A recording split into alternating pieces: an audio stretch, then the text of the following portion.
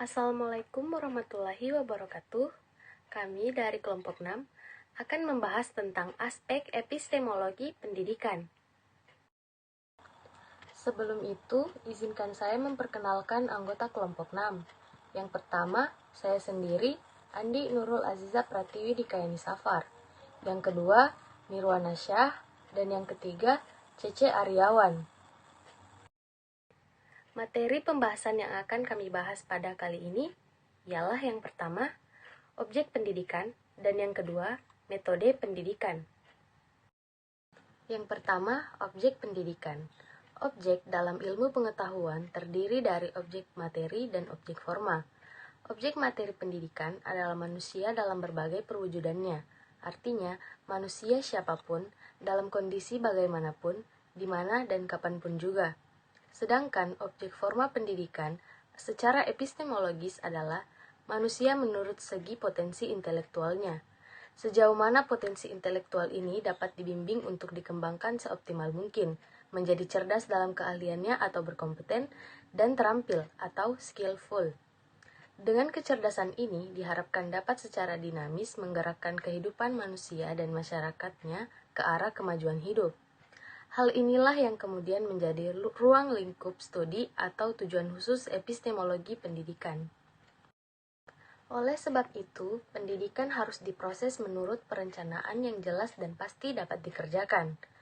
Perencanaan itu berisi tentang sebuah paket materi pendidikan untuk dapat dididik dan diajarkan secara intensif, efektif, dan efisien. Untuk kepentingan itu, maka suatu model administrasi dan manajemen pendidikan merupakan hal-hal yang penting dan perlu. Menurut objek formanya, materi pendidikan atau kurikulum menjadi persoalan sentral. Persoalannya adalah materi yang bagaimana. Sudah tentu materi yang sesuai dengan sasaran khusus epistemologi pendidikan, yaitu yang mampu mengembangkan keahlian dan keterampilan hidup atau life skill. Kurikulum berbasis lingkungan. Secara epistemologis, dalam rangka menyusun materi pendidikan, eksistensi di mana pendidikan sekolah diselenggarakan seharusnya menjadi pertimbangan utama. Hal ini disebut kurikulum berbasis lingkungan. Setiap institusi pendidikan sekolah selalu berada di dalam lapisan-lapisan lingkungan secara sentrifugal. 1. Lapisan pertama berupa lingkungan dekat, mencakup wilayah daerah tingkat 2, kabupaten menurut referensi geografis dan geopolitik Indonesia. Daerah lingkungan pertama ini baik aspek sosial maupun alamnya pasti mempunyai spesifikasi, yaitu sosial budaya dan sifat lingkungan alam dan jenis potensi sumber dayanya. Perlu dikonversi menjadi materi pendidikan dalam bentuk kurikulum yang dapat diorganisir sampai jenjang pendidikan dasar, SD sampai SMP.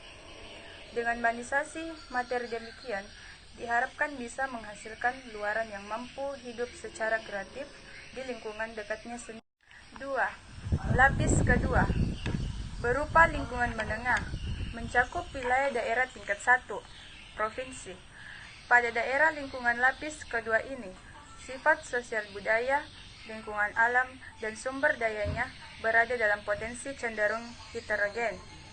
Dalam rangka mengkonversi potensi lingkungan yang heterogen menjadi kurikulum, diperlukan kecermatan analisis dan sintesis untuk mendapatkan materi yang representatif, mencerminkan potensi daerah bersangkutan, yang untuk kemudian dapat diimplementasikannya.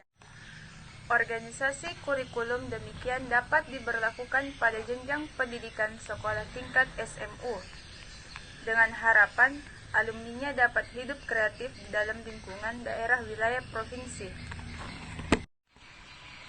3. Lapis ketiga berupa lingkungan nasional, mencakup wilayah politik kenegaraan. Pada lingkungan lapis nasional, potensi sosial budaya, lingkungan alam, dan sumber dayanya lebih heterogen. Dalam langkah mengkonversi menjadi kurikulum, tentu saja diperlukan kecermatan analisis dan sintesis lebih untuk mendapatkan materi yang representatif. Dengan materi demikian, Kemudian diharapkan dapat menghasilkan luaran sarjana strata 1 yang bisa hidup kreatif di daerah wilayah nasional kenegaraan.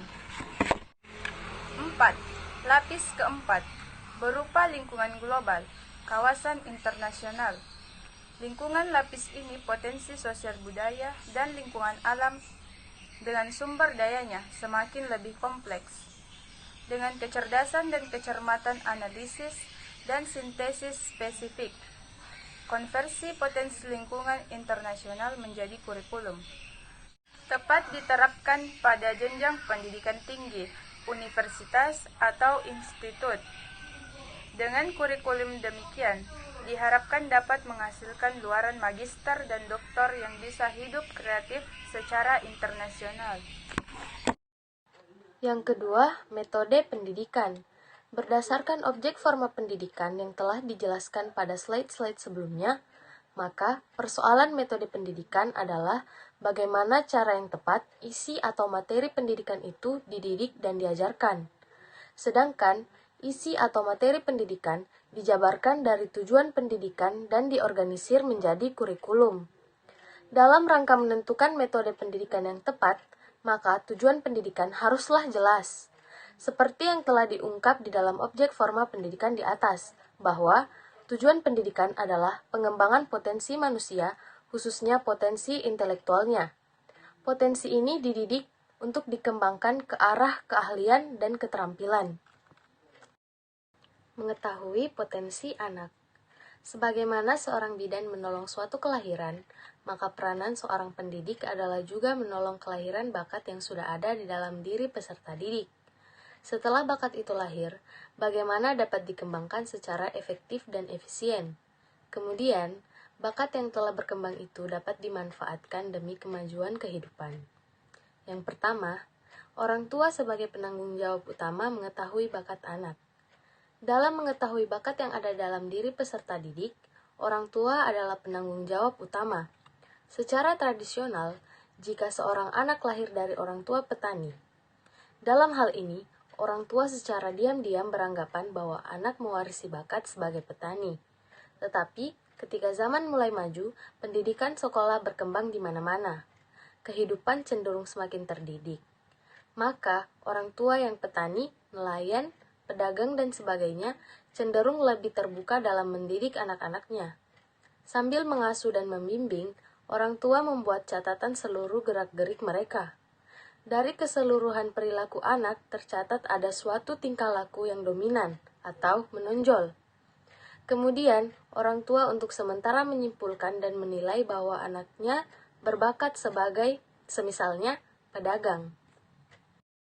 Ketika si anak memasuki umur sekolah, bakat yang tadi disampaikan kepada pihak sekolah untuk dicatat. Mengenai masalah penentuan bakat, sekolah juga berhak ikut andil. Sekolah seharusnya mempunyai metode pengukuran tertentu. Selanjutnya, pengukuran bakat dilakukan secara sistematis terus-menerus sampai tahap tertentu. Misalnya, sampai tamat pendidikan dasar. Penentuan bakat oleh pihak sekolah secara periodik dapat diketahui dari buku laporan per semester. Dari laporan periodik itu, orang tua melakukan pengamatan secara cermat dan merespon. Penilaian dan responsi orang tua berupa sikap dalam menentukan tingkat pendidikan sekolah berikutnya.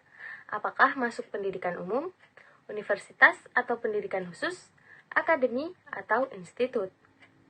Catatan yang penting dan perlu diperhatikan adalah laporan perkembangan pendidikan harus dibuat secara objektif oleh sekolah. Kemudian, orang tua seyogyanya bersikap adil terhadap buku laporan itu, dengan mempertimbangkan minat si anak. Tarik ulur antara bakat dan minat kemudian menjadi perhatian penting para orang tua. Yang kedua, pengembangan bakat di sekolah. Mengenai metode pengembangan bakat yang ada pada peserta didik, sekolah, dalam hal ini yang dimaksud adalah guru, mempunyai tanggung jawab yang besar. Pengembangan bakat seharusnya dimulai dari inventarisasi materi pendidikan. Selanjutnya, menentukan bentuk dan model pengorganisasian kurikulum. Jika kurikulum sudah siap, maka pihak sekolah perlu menindaklanjuti dengan melakukan pengorganisasian. khususnya dalam hal sumber daya tenaga pendidik yang berkompeten, berketerampilan, dan mempunyai komitmen kuat dalam mengimplementasikan kurikulum dalam bentuk jenis-jenis mata pelajaran. Untuk memandu efektivitas kegiatan belajar, maka sistem kontrol oleh sekolah perlu dikembangkan secara terus-menerus.